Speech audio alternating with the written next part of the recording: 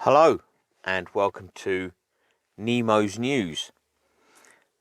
Within the last 24 hours or so, a mass jailbreak has happened in Haiti. Some 4,000 prisoners have escaped or been jailbroken, I should say. They've been jailbroken by armed gangs. There's a lot of instability in Haiti, as we all know. We see it on the news. It's all to do with there not being an elected prime minister. They haven't had a proper election for some time, and the gangs are trying to oust the current prime minister, who's should have stepped down a month ago, but said no. The gang violence means I have to stay in power in position. 4,000 prisoners are thought to have, been broken out. I don't know what sort of crimes these people are in jail for, in prison for. One is in the prison in the capital of Port Au Prince, and another prison just outside of the capital. They've imposed a nighttime curfew. The trouble is, I'm just reading now. Heavy gunfire has caused panic in recent days after calls by gang leader Jimmy Chirizier, a former police officer, for criminal groups to unite and overthrow Ariel Henry. Chirizier heads an alliance of gangs and faces sanctions from the UN and the United States. And it seems to me that, I don't know, this is maybe where the problem comes in. I've been doing a bit of reading on the history and the background of Haiti, and it seems that other countries sticking their noses in is partly to blame for some of Haiti's problems. I'm not just going to pin this all on the United States. Of course, they don't help really, do they? The French haven't helped Haiti in the past. All to do with when they wanted to declare independence and blah, blah, blah. The French sent warships and, made them sign treaties to say they would just basically pay them lots and lots of money and stuff. I'm simplifying it, but it's basically the French extorted the Haitians, and that was one thing that happened. The French didn't help. The Americans don't help, because the Americans, and let's be fair and honest about this, as much as I may like the Americans, they're always sticking their nose in. They've got the CIA that run around the place, destabilising other countries' governments, and and causing all kinds of problems.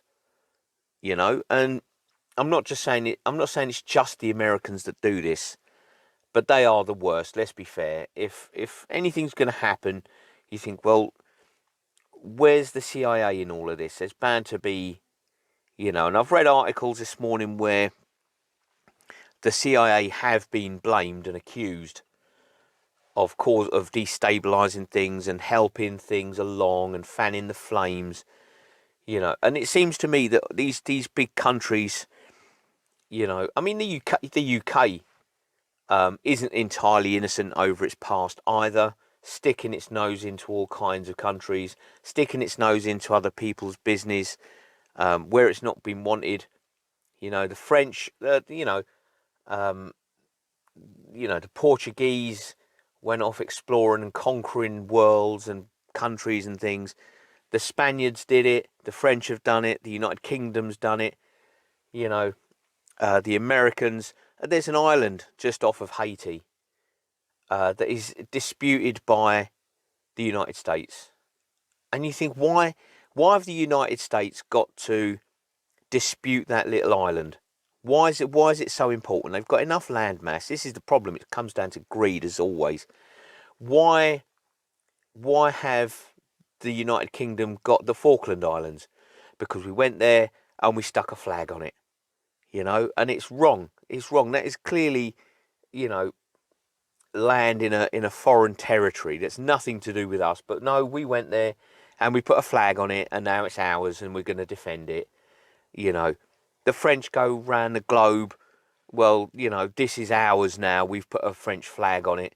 And it's all wrong. It's all wrong. I mean, imagine if a foreign country came to the Isle of Wight and put a flag on it and said, right, this is ours now. You can stick it. What would happen? We go to war over the Isle of Wight. Well, that's ours. Well, no, it's it's within 3 centimetres of the UK coast. Yeah, well, so are the Falkland Islands off of Argentina, but they're still yours. And it's all this nonsense where countries are sticking their beaks in where they're clearly not wanted, and it's all so wrong. Countries go in and they take over Haiti, and they say, right, this is ours now, and then there's all kinds of problems and violence and war. I'm oversimplifying things, of course, which leads us down to political instability, lack of investment, because the Haitians now don't trust other countries. They're behind the Dominican Republic in terms of GDP and everything else, in terms of education and literacy rates, because because of these invasions and because of outside influences, they've now got a deep, if justified, mistrust of foreigners, and I don't blame them. I would be exactly the same. It's to their detriment, of course. They need that stability, and they can't have gangs running around freeing 4,000 prisoners, but then you can't have unelected prime ministers and unelected government officials running the country either. I mean, I don't really know what the solution is. I've simplified the story. The main thrust of the story is, as part of a coup and as part of a way of ousting the current unelected prime minister, 4,000 prisoners have been jailbroken from 2 prisons in Haiti. That's the story. But what has led to this?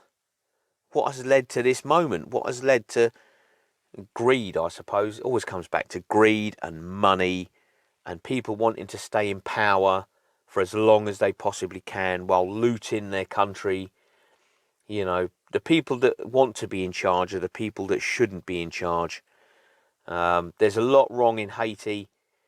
And maybe, I don't know. And the Kenyans are sending 1,000 police officers to Haiti to help out. I don't know much about the Kenyan police force. I don't know much about them at all, but I don't think that sending policemen or police officers is the right approach. Maybe it does need a military intervention, but who from? Who's gonna? I don't know. It's all a big mess.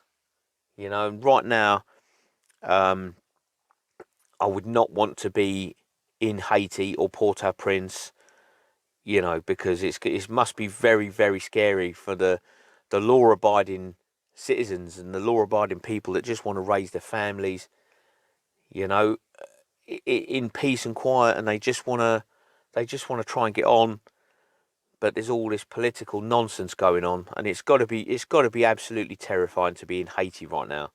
Hopefully, this situation can be resolved and brought under control, quite quickly, just for the sake of the peaceful, law-abiding population, that don't want 4,000 prisoners running around. So hopefully, fingers crossed, they can get a handle on this situation, get a grip on it, and bring it to some sort of peaceful resolution. Although I think it'll be brought to a resolution one way or the other. but I don't necessarily think it'll be a peaceful resolution. More lives will be lost. More blood will be spilled. All the while, some unelected. I think I read they haven't had an election since 2016. That's outrageous. Because these politicians just want to hang on and hang on and hang on. We've got very much the same thing in the UK at the moment, although it's not causing the sort of instability and carnage and chaos and mayhem that it's causing in Haiti. So hopefully, for the sake of the peaceful Haitians, that have gone through a lot over the years. They've gone through an awful lot. They've had a lot of stuff going on. Hopefully, they can, their country can be brought under control, and maybe I don't know.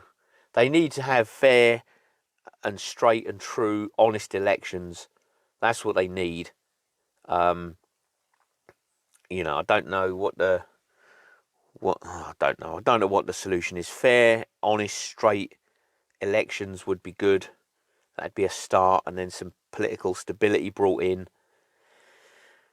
I don't know. I mean, the Americans seem to have it right in the United States. No president can serve for more than 8 years in his lifetime, which I think is a good thing.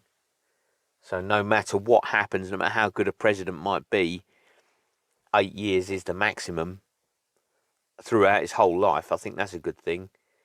But I don't know.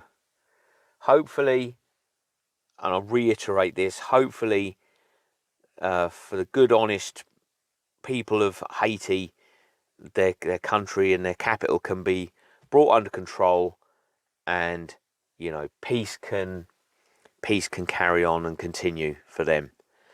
Thanks for watching. Catch you next time.